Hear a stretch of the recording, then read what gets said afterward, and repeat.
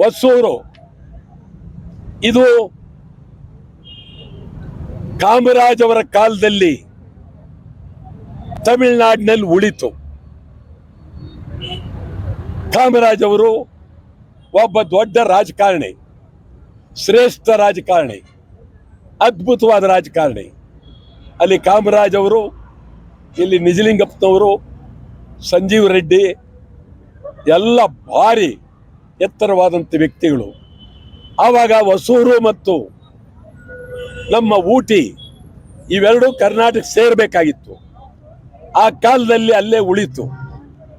ಅದಕ್ಕಾಗಿ ಬಹಳ ಹಿಂದೆ state reorganisation committee Hosur, Talavadi, Udhagamandalam ತಮಿಳುನಾಡಿನಿಂದ ಕರ್ನಾಟಕಕ್ಕೆ ಬರಲೇಬೇಕು ಅಂತಕ್ಕಂಥ ಒತ್ತಾಯವನ್ನು ಮಾಡಿದ್ದೇವೆ.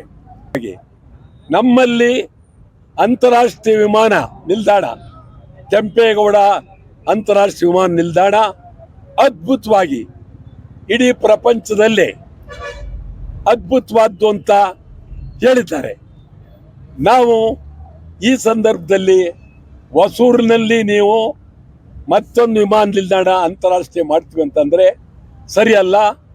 ಗೌರವ ಅವರು ಮೇಕೆದಾಟಿಗಾಗಿ ಬಜೆಟ್ನಲ್ಲಿ ಎಷ್ಟು ಹಣ ಇಟ್ಟಿದ್ದಾರೆ, ಕೇಂದ್ರ ಸರ್ಕಾರ ಅನುಮತಿ ಕೊಡದೇ ಇದ್ರು, ನೀವು ನಮಗೆ ಸಹಾಯ ಮಾಡದೇ ಇದ್ರು, ನಾವೇ ಖರ್ಚು ಮಾಡಿ ಕಟ್ತೀವಿ ಅನ್ನುವ ಛಲ, ಹಠ ಕರ್ನಾಟಕ ಸರ್ಕಾರಕ್ಕೆ ಇರಬೇಕು, ಇದೆಯಾ ಅಂತೇಳಿ ಪ್ರಶ್ನೆ ಮಾಡ್ತಾ ಇದ್ದೀನಿ.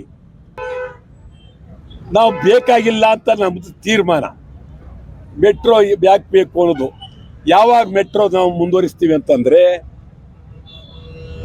ಹೊಸೂರು ನಮ್ಮ ಕೈಗೆ ಬಂದ ತಕ್ಷಣ ನಾವು ಮೆಟ್ರೋ ಮಾಡ್ತೀವಿ.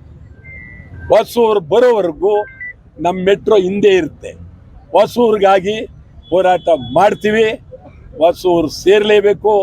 ನಿಮ್ಗಾಗಲೇ ಹೇಳ್ದಂಗೆ ಇವತ್ತು ಕಾಮರಾಜ್ ಅಂತವ್ರೇನಾದರೂ ತಮಿಳ್ನಾಡಲ್ಲಿ ಇದ್ದಿದ್ರೆ ಅವರು ಖಂಡಿತ ನಮಗೆ ಕೊಡ್ತಾ ಇದ್ರು, ಅದರಲ್ಲೇನು ಬೇರೆ ಮಾತಿಲ್ಲ.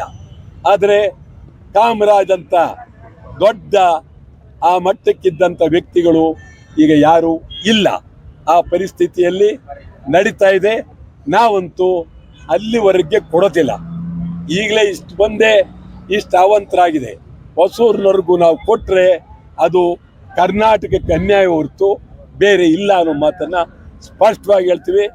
ನಾವು ಹೇಳ್ತೀವಿ, ಯಾವುದೇ ಕಾರಣಕ್ಕೂ ಮೆಟ್ರೋ ಒಂದು ಅಂಗುಲ, ಒಂದು ಇಂಚು ಮುಂದೆ ಹೋಗಬಾರ್ದು ಅಂತೇಳಿ ಹೇಳ್ತೀವಿ.